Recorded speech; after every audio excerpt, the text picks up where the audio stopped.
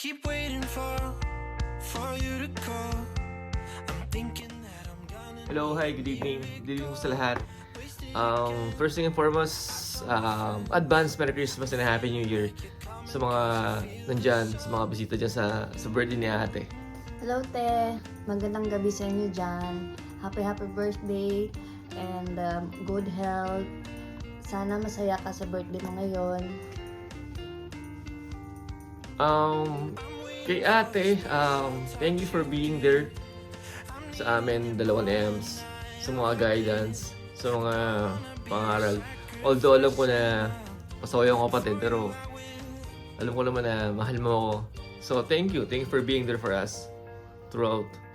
And kay mama, kay papa, always talagaan nyo yung sarili nyo, especially health nyo.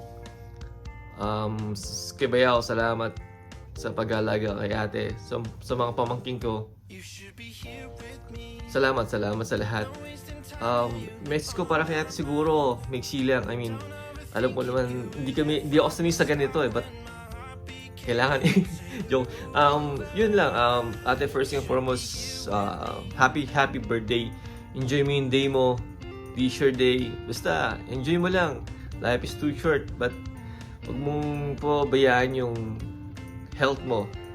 Alam naman natin, hindi na tayo mga bata. So, kailangan parating priority health. Trabaho, nandiyan lang yan. Pero yung health, kailangan number one. So, huwag mo kalimutan yung alagaan yung health nyo. Pares kayong mag-asawa. So, yun, I mean, again, happy birthday ate. I love you so much. Mahal na mahal ka namin ni Ems.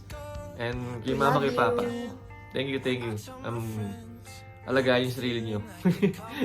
Thank you. See you soon. Sana makauwi kami this year or hopefully this year. Salamat. Thank you. Happy birthday. Advance Merry Christmas na rin po. Yeah. And Happy New Year sa inyong lahat. Yes. So, see you soon. See you soon. Bye. Thank you. Bye.